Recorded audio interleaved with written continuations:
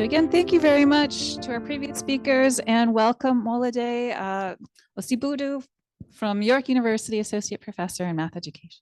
Thank you. Oh, I wish I was associate. Not quite. Still assistant. All right. Good morning, everybody. Thank you so much. I wanted to begin by first recognizing that we are currently on the traditional territory of the Mississaugas of the Credit First Nation. The land, today, this land is still home to many indigenous peoples from across Turtle Island, and I am grateful for the opportunity to live and work on this land. I also want to thank Professors Amin Mamolo and Stephen Khan for inviting me to give this talk today.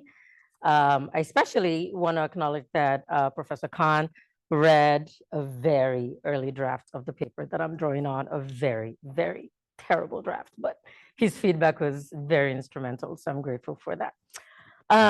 In this keynote, I examine how coloniality can be understood as a racializing force through international curricula that have permeated the landscape of Sub-Saharan Africa.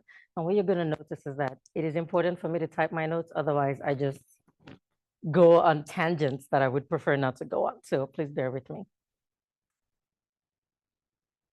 I want to begin first by giving a brief insight into my own lived experience and its connection to this research. I grew up in Lagos, Nigeria, in West Africa, in case you're not familiar, where I completed my primary and secondary schooling. The Cambridge curriculum, which I did not use when I was a student, was highly respected in Nigeria and is and remains very highly respected across African countries. And it's often seen as more rigorous and prestigious than the local curriculum. Many years later, though, I ended up teaching mathematics using the Cambridge curricula to a diverse group of African youth in Johannesburg, South Africa. And while there, I often felt a sense of discomfort recognizing the juxtaposition of working at a school committed to imbuing a sense of, committed to imbuing a pride in all things African, yet using a curriculum originated by one of Africa's most notorious colonizers. In my 5 years teaching at the school, the English department recognized the Eurocentricity in the Cambridge English and Literature curriculum and made the decision to develop an in-house English program that honored Africa and her people. The history department also followed by developing an African history course, citing the lack of African history in the world history curriculum. So although this paper was published last year, ideas around this have been swirling through my head since at least 2010 when I started teaching at the school. I draw on the British developed Cambridge Assessment International Education, which is a mouthful because they went through a rebranding. So I will call it by its old name, simply the Cambridge curriculum. In critiquing the notion of international education, Professor Ali Abdi, who is at UBC, argues that international education is a misnomer, as there is not any meaningful inter-nation sharing of education, educational policies, and programs. Instead, global education often represents knowledge disseminated from the global north to the global south. And it's important to note that the majority of schools that do use the Cambridge curriculum, which is in over 160 countries worldwide, tend to be private institutions located in the global south. The use of the Cambridge curriculum is pervasive across schools in sub-Saharan African countries, many of whom were former British colonies. This adoption is often driven by the perception that these international curricula represent the gold standard in education. Yet, as Njoki Wane stated, who is a recently retired professor at OISE, she holds that colonial education has never been inclusive, despite its dominance in the African landscape. Ailing illuminates this issue where she explores the involvement of elite Nigerian parents in international education, where she astutely points out that Western hegemonic discourses such as West is best are built on and sustained by decades of ideological and psychological warfare against the Black race and Africa more specifically. Such discourses are ingrained in colonial logics and contribute to the racialization that propagates the belief in the inherent inferiority of creations originating from predominantly Black spaces. And so to examine the root of these pervasive discourses, I turn to coloniality as a theoretical and an analytical framework to analyze the Cambridge mathematics curriculum. Consequently, I conducted a decolonial reading of the Cambridge mathematics curriculum alongside the website, the Cambridge website, including reports such as the Global Education Census Report, which is the last such report they published in 2018. Additionally, I read extensively about the origins of Cambridge education in Africa and learned, for instance, that Cambridge began its operations in Nigeria in 1910, 25 years after it began its occupation there. In the middle of this period, the 1884 Berlin Conference was underway with European nations, including the United Kingdom, where the Cambridge curriculum originates, gathered to carve the African continent into different colonies. To describe the use of education as a gentle yet powerful force for solidifying colonial control, Ngugi wa Thiong'o wrote that the night of the sword and the bullet was followed by the morning of the chalk and the blackboard, really illuminating the ways education was used and wielded. While colonization is often seen as a historical process, such as when the British conquered many African nation states across time, coloniality emphasizes the effects of colonization today. Explicitly, coloniality refers to the ongoing dominance of colonial ideologies and power structures that sustain racial hierarchies. Grosfoguel provides an analytical framework to understand the functioning and solidification of coloniality in today's global order. He introduced the concept of the coloniality of power, the coloniality of knowledge, and the coloniality of being. Describing these matrices of coloniality helps to elucidate how the Cambridge mathematics curriculum produces and reproduces of racialization connected to the colonial past.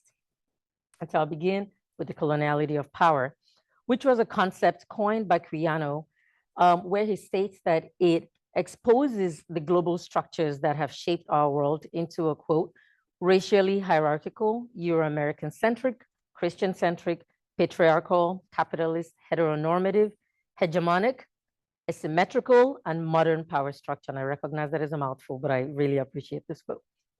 It challenges the prevailing divisions between the zones of being and the zones of non-being, highlighting those who benefit from modernity and those who have been subjugated and exploited.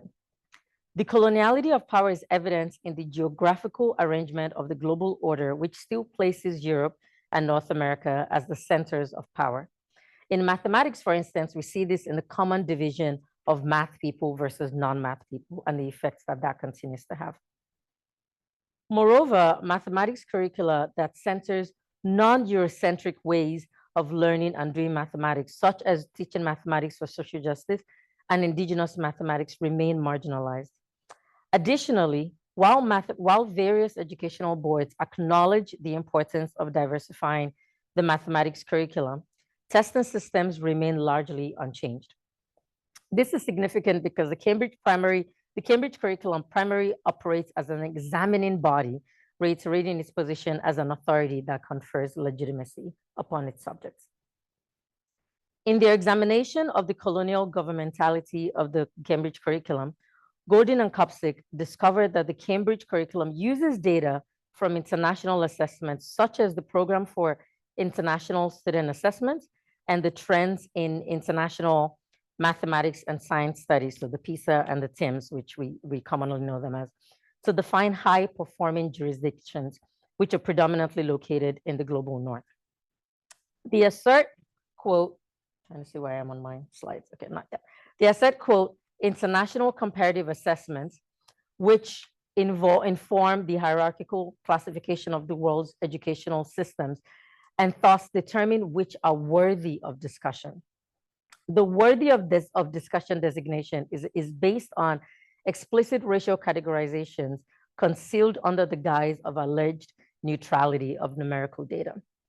Schubring's examination of the coloniality of mathematics teaching supports this argument, highlighting how the Organization for Economic Cooperation and Development, the OECD, which administers the PISA exam, exerts a new form of coloniality through its policies and guidelines. Consequently, through the coloniality of power, African countries are reduced to, quote, peripheral observers to educational discourse production who should engage with their supposed high-performing superiors, despite the widespread use of the Cambridge curriculum in the African region.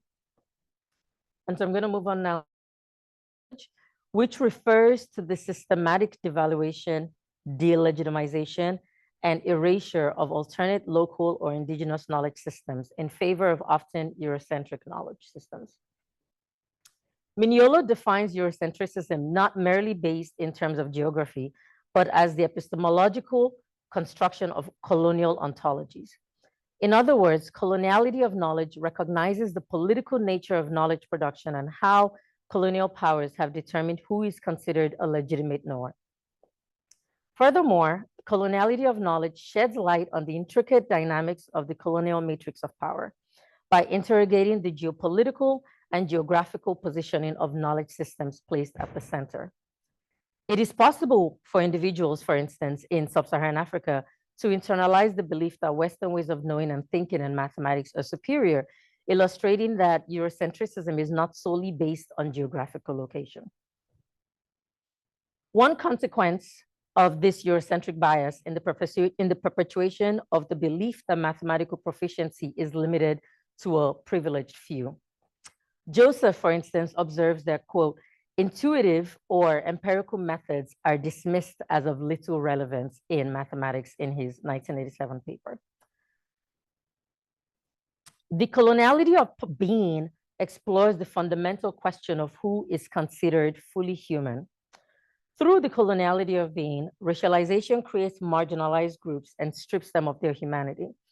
Education, as I mentioned earlier, was a powerful tool used by colonial architects to further this dehumanizing agenda by the presumed inferiority of African intellect and the imposition of non-African or colonial education systems. In the broader context of the Cambridge curriculum, Stockwell describes British education's expansion to spread Western values and British power to the non-European world. Furthermore, the awarding of Cambridge certificates became a status symbol that separated the elite from the commoners, devaluing local curricula.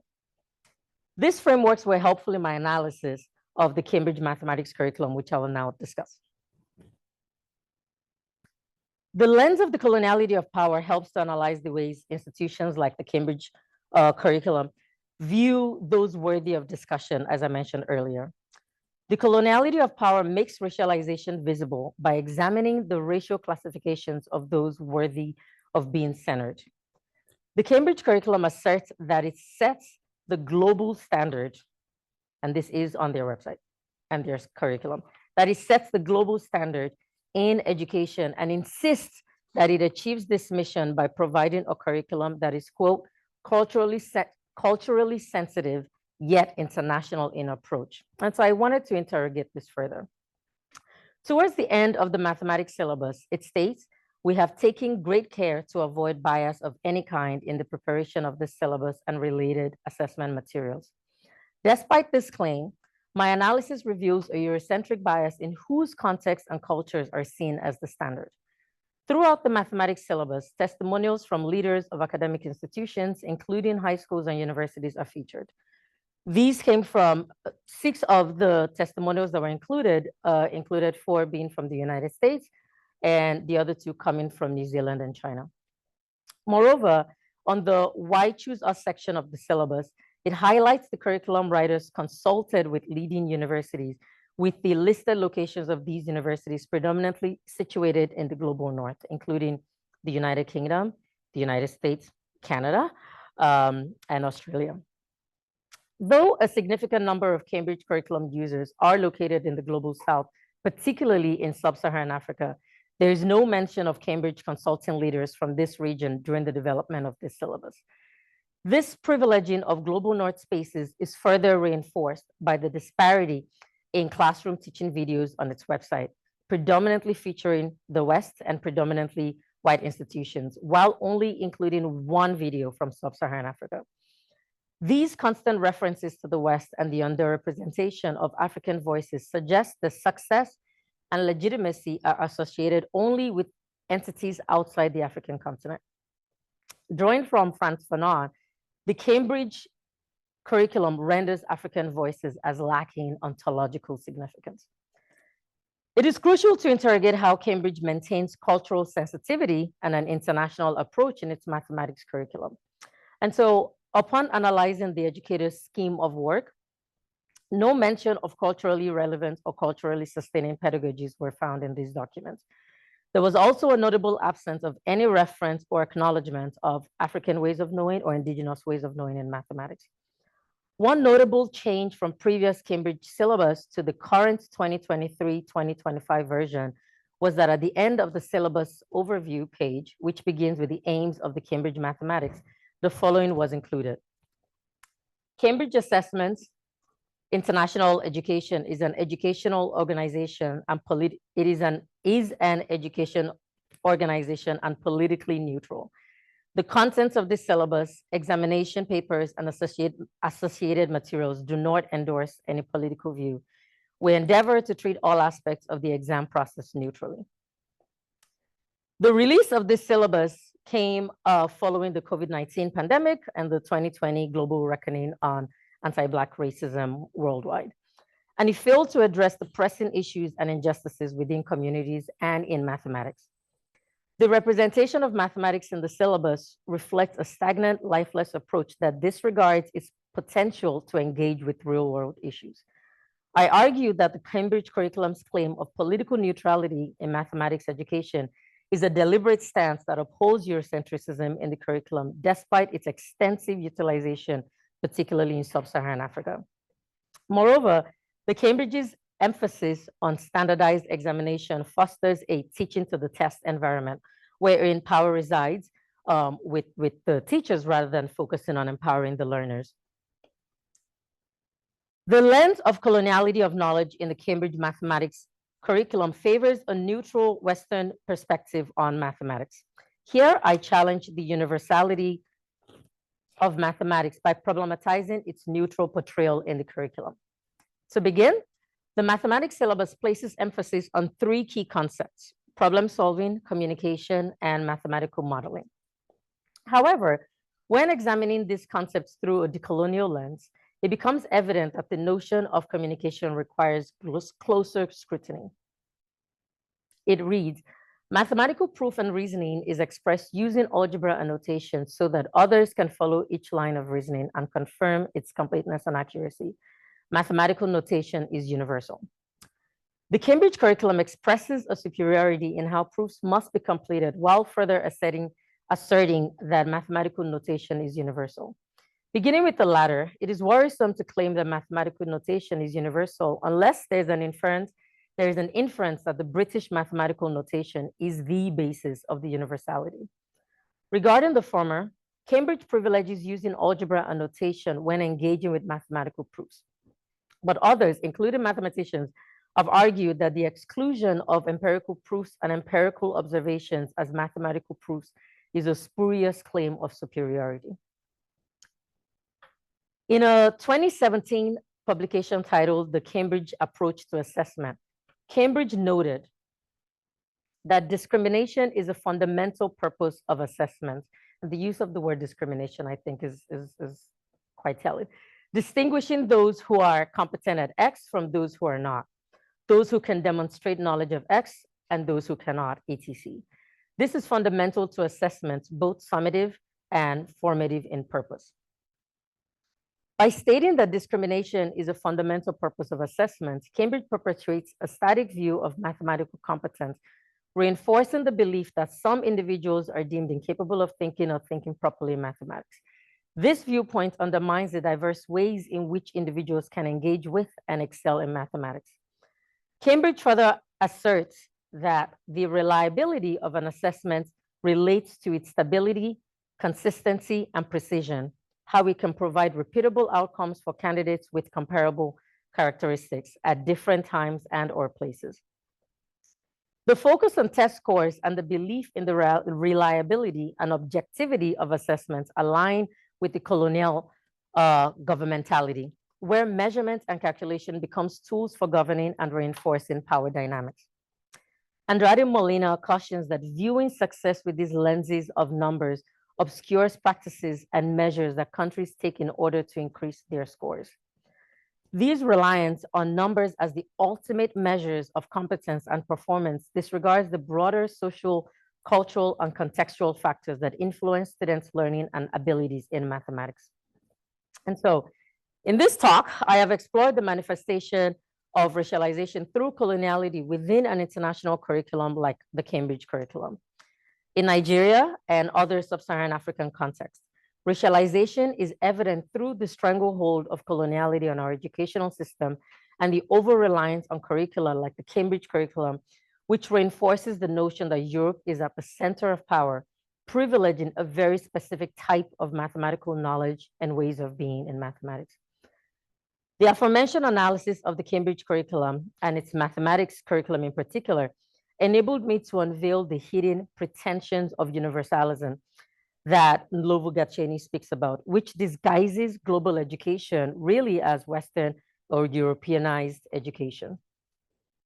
Examining international curricula, such as the Cambridge curriculum, through the lens of colonialities necessitates a rigorous reconsideration of its paradigms in light of decoloniality. Drawing on Sylvia Winter's work, I see decoloniality as a project of undoing and unsettling, not replacing or occupying Western conceptions of what it means to be human. This is a necessary framing because the project of decoloniality is not to prove that Blackness or Africanness deserves a seat at the table. Instead, it demands a delinking of oneself from the knowledge systems we take for granted and practicing a form of epistemic disobedience that Miniolo speaks about. I envision a transformed Cambridge curriculum that confronts its historical entanglements with British colonialism in numerous Sub-Saharan African nations. And such a transformation requires that the Cambridge curriculum exhibits some form of humility, ensuring that voices from Sub-Saharan Africa are not only heard, but centered in its curriculum's development. It prompts contemplation on shifting the Cambridge's perspective from a purportedly neutral stance to acknowledging the inherently political and cultural nature of mathematics. Thank you so much.